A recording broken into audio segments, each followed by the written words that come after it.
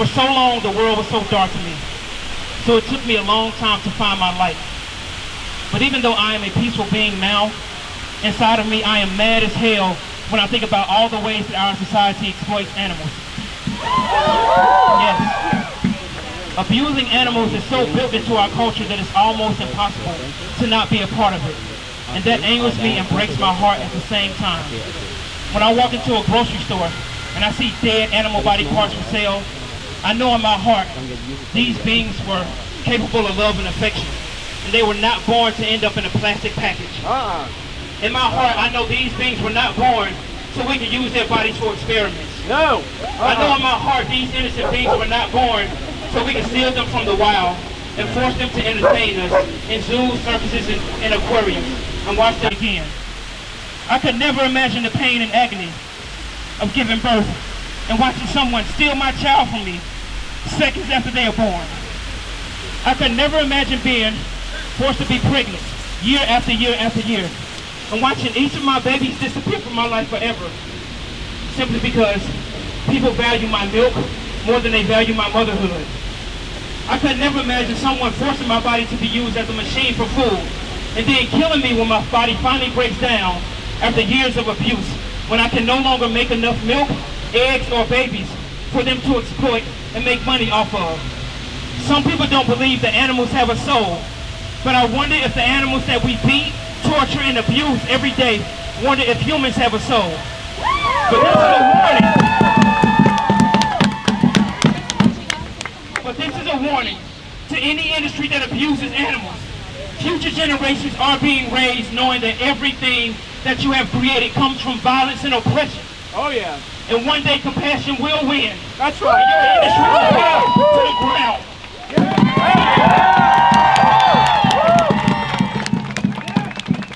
Free range, cage-free, organic, grass-fed, humane slaughter are all lies. That's right. Because all of these animals end up in the same slaughterhouses with a knife across their throat. That's right. A shot to the head or thrown into a gas chamber. But 3 times a day, you can choose to eat violence or you can choose compassion and not eat the bodies of these innocent beings that are full of love and joy just like you and I. No animal wants to live in confinement for our entertainment, and no animal wants their skin peeled off their body to be turned into fashion for our clothing. No animal is happy when he or she is being exploited.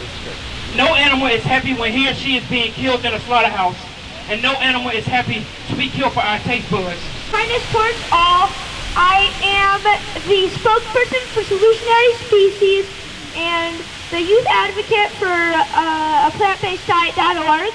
But anyways, thank you everyone for coming here to the first official Atlanta Animal Rights March.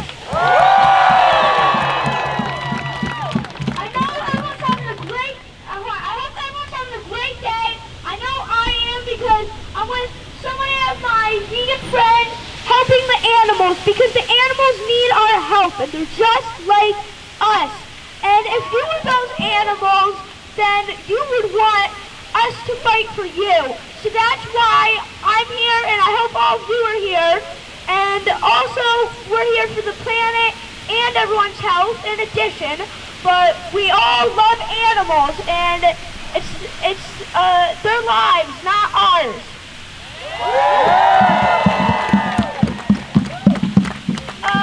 I'm so excited to march and we're going to have some great speakers, but just remember, we're here and we're fighting for the animals because they need us. And this is a great form of activism. And also, I do other types of activism, and one of them is rapping. So, who wants to hear me do a vegan rap? Alright.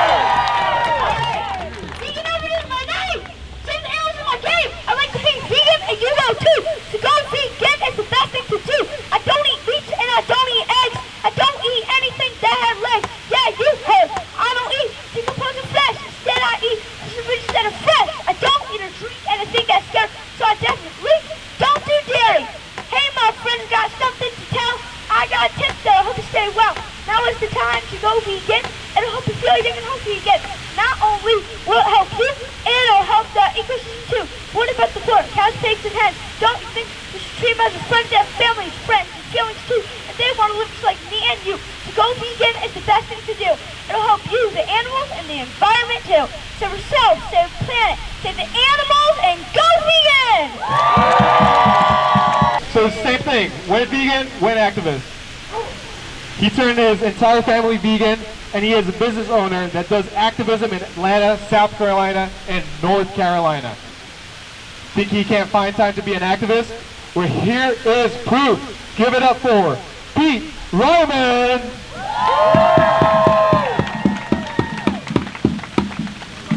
What's up, guys? It's a beautiful sight from up here looking at all your faces. I know some of your faces. I don't know some of you.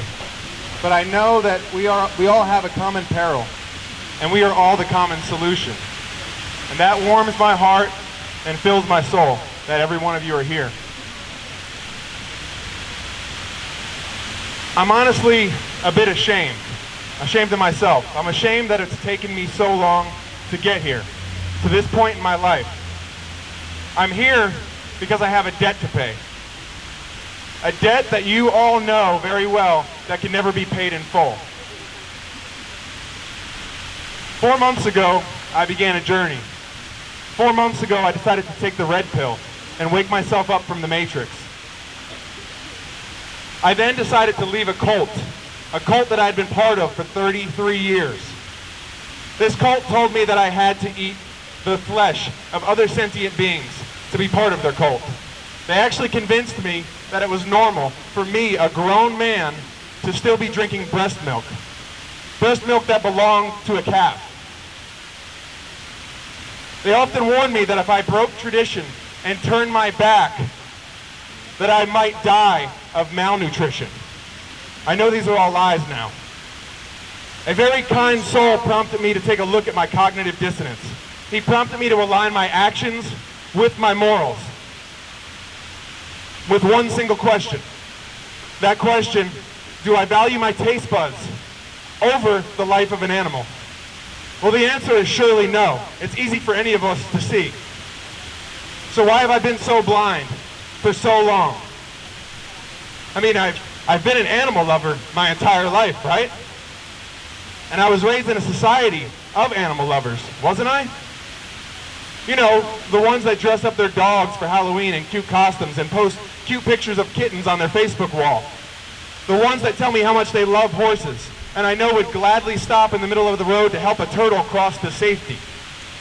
These are the same people who are paying 3 times a day for others to steal babies from their mother, so that the babies won't drink the milk that was intended for them, because that milk now belongs to the farmer and to the consumer.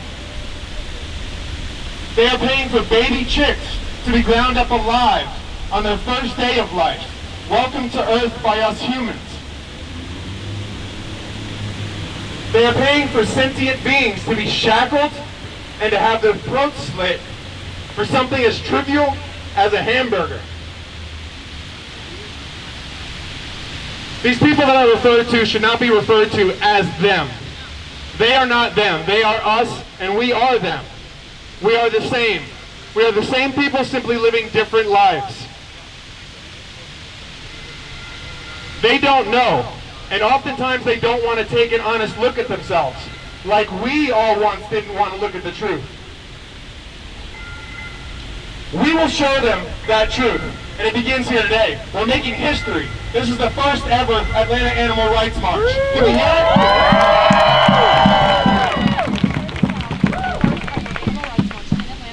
Humans are the only solution to human problems, guys. So we have to always remember, we can never give up on humanity. But with patience must come vigilance. Active activism is now the moral baseline. You can't just go vegan and expect the world to change. Going vegan is simply choosing not to take place, simply choosing not to take part in the horror. We have to do more than that. We have to stand up to the horror. We must be active in showing them that their actions are not aligned with their principles.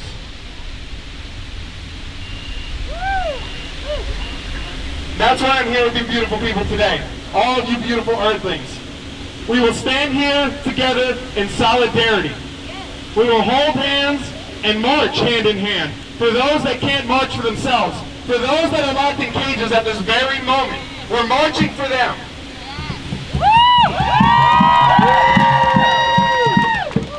This is only the beginning, guys. We will achieve animal liberation. Let's make history today. Is that better? Next up, she's the president of animal rights organization, Mercy for Animals. You guys already know. Mercy for Animals, which often plays second fiddle to larger organizations, including the Humane Society of the United States. She joined MFA in 2018 after serving for several years as executive director of the fledgling U.S. branch of Compassion in World Farming. Please, round of applause to Leah Garces! Hi y'all, how you doing? What? How you doing? We are at the first Animal Rights March in Atlanta. How awesome is that? Woo! Right? And not only that, we've got this amazing, beautiful day. It feels like the universe is going in our direction, I think. So how many people are vegan here? That's awesome. How many people believe in animal rights? So Mercy for Animals, our vision, which I think is one we can all share. So let me know if you share this vision. Our vision is a world where animals are respected, protected, and free to pursue their own interests. How many people believe in that world? We really focus as an organization on constructing a compassionate food system. So I want to take a minute to think about what that is and what the world is right now. So today there are 80 billion, with a B, billion farmed animals that are trapped in factory farms around the world. And they're locked in cages, they're stuffed in warehouses, never to see the light of day, never to be with their families, and never to be free. In this state alone, there are 1.4 billion chickens that are raised and slaughtered every single year. This state plays a really big role in what's happening on the planet. And it's really hard to get your head around those big numbers, right? 80 billion. I have a hard time. Who has a hard time with the number 80 billion and imagining 80 billion? So here's what I want us to do for a second. I want everybody to close their eyes. Just do it. And I want you to think of one animal right now. I want you to think of a mother pig. And imagine her life. She's locked in a crate. It's metal on both sides. She can't turn around or sit down comfortably. Beneath her is a wet, concrete, dirty floor with her feces. And she's pregnant. And she's desperate to make a nest, to prepare for the young that are about to come, which we, as any living being, wants. And one day her babies are born, and she remains trapped. And her babies can go in and out and in and out, but they can't really go anywhere. And really, she is very tired and depressed. She can't comfort them. And all she does is provide milk for them. But at least she's with them, and she's grateful for that. But then, one day, without warning, they're all taken away from her. And she never sees them again. And the cycle begins again for her. She's made pregnant, she's locked in that crate, she has babies, and they're stolen again and again and again and again. Times that by 80 billion. You can open your eyes. That's what we're dealing with here. And you all have great courage to put aside living a life that ignores this. It's heavy.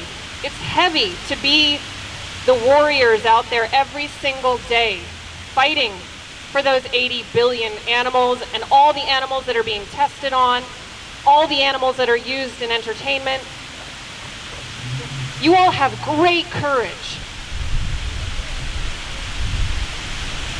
This world won't change on its own. And it's because of you that it is changing. It is starting to change. And how many people at this march have tried an Impossible Whopper? So if you asked me 5 years ago if there was going to be an Impossible Whopper or a Dunkin' Donuts breakfast sandwich that we could get, or an almond milk cappuccino at a Dunkin' Donuts, I would have been like, you're crazy. That's not happening. But it is happening, and it's happening because of each and every one of you never giving up and having courage and believing in that world we want to create. Yes. So it requires courage, it requires perseverance, it requires sacrifice on our part. But it also, and this is the part I really want us to listen to, it also requires empathy and compassion. How many people were born vegan? Okay, 2. All right, that kid, my kid's 2, right? All right, but all of us once, just think about this and remember this when you're angry. All of us were once not vegan. All of us once, we didn't see this. And our job is to be inviting, to have empathy and compassion for those who are not on our journey yet, and leave the door open and invite them to come with us. Because being an animal rights advocate is not just an ingredient list. It's not a checklist. It's about creating a compassionate world that everyone deserves, whether you're eating meat today or not. Our job is to get everybody on the path with us. We have the extreme privilege. I feel inspired every day that I live in Atlanta. This is the home of the great civil rights movement. We have so many lessons to learn from Martin Luther King and all of the advocates at that time. And he really believed in extending compassion to all, to hate the oppression and not the oppressors, and to really leave that invitation and that door open while pursuing that world we want, while never relenting on that world that we want. So I'll leave you with a quote from him, and I think you all live this every day, which is, "The time is always right to do the right thing." So thank you for being here today and doing the right thing and creating that world we all want. Thank you. He is also a co-organizer of Atlanta's first Animal Rights March. And side note, this guy owes me a drink. Please give it up for Louis!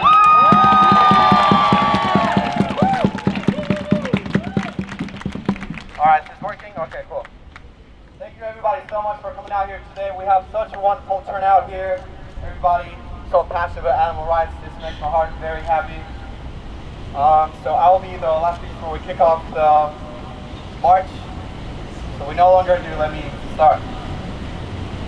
Dear animals, I'm sorry it took me so long. I remember the first time I stumbled upon a YouTube video of a cow going to the slaughterhouse.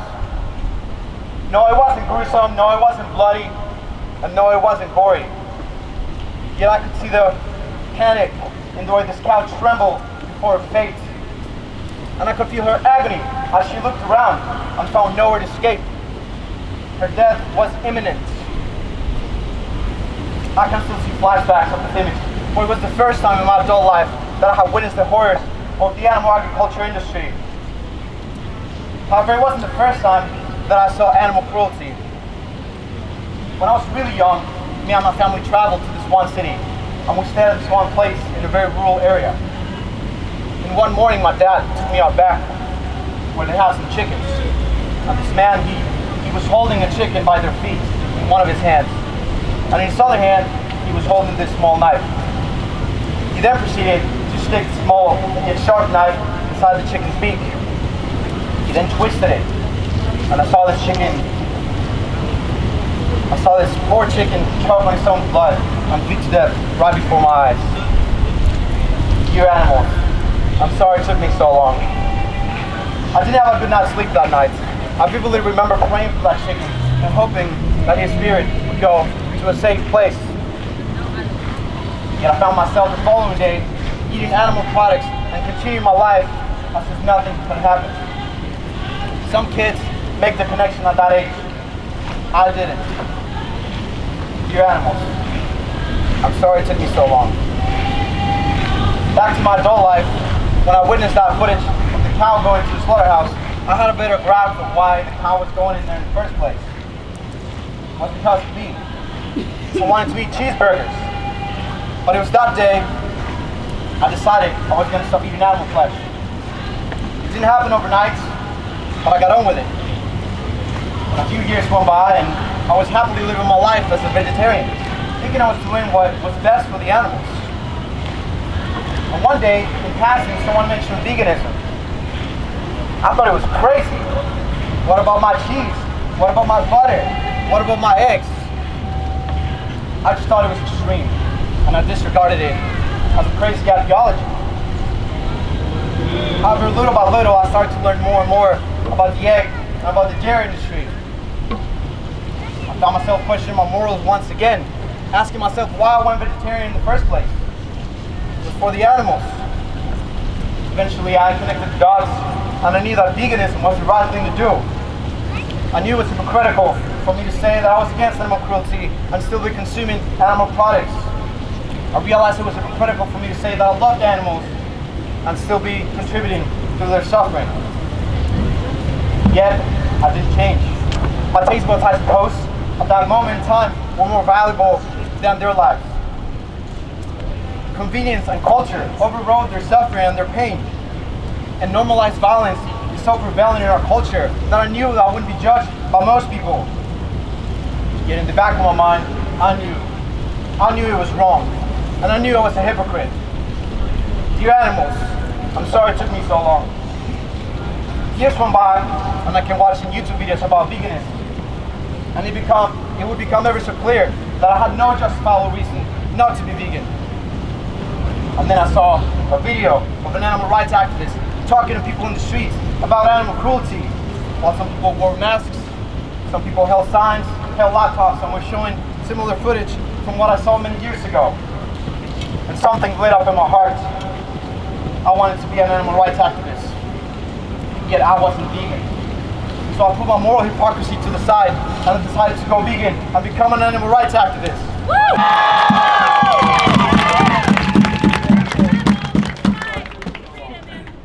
Now let's go march down the streets of Atlanta.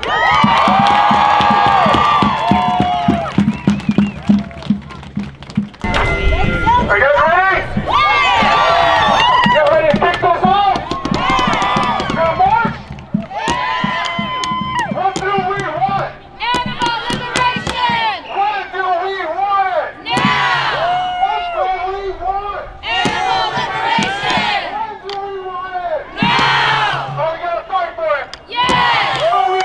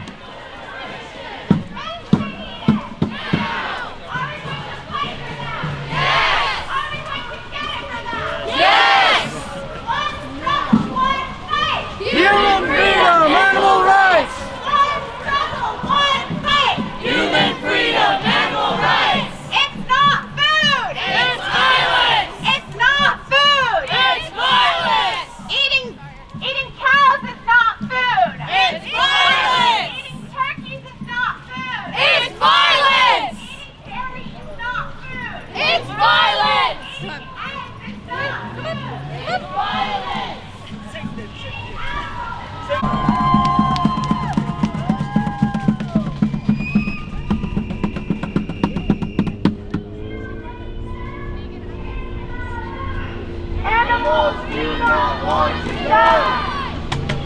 Someone else already started. I'll go ahead. Animals do not want to die. Animals do not want to die.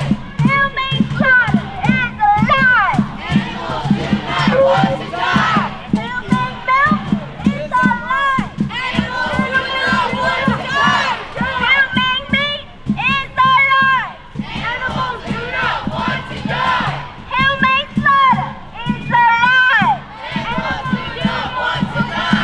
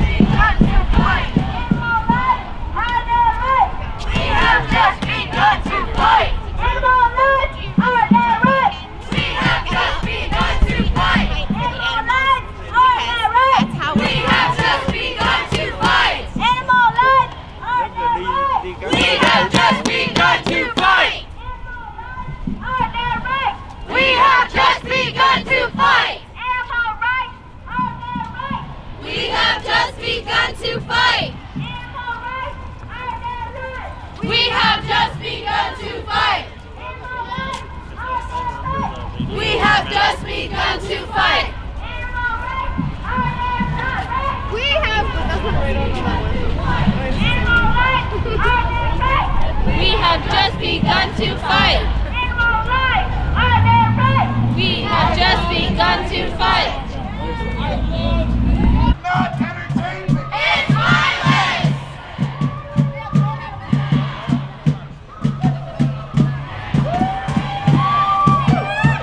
It's not entertainment. It's violence. It's not entertainment. It's violence. Captivity is not kindness.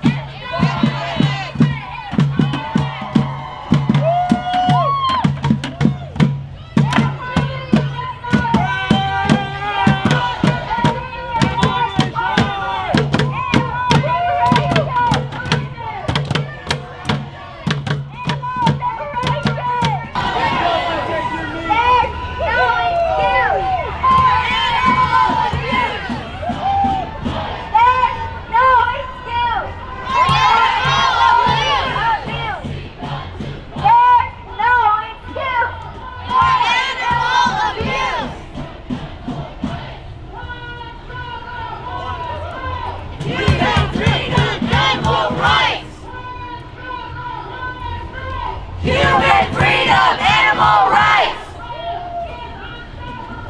A vegan world is possible.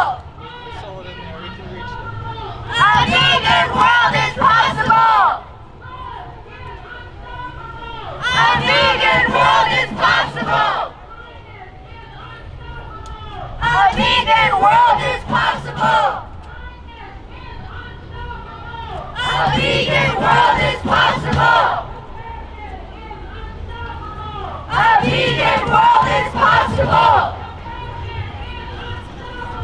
A vegan world is possible. A vegan world is possible. In one generation.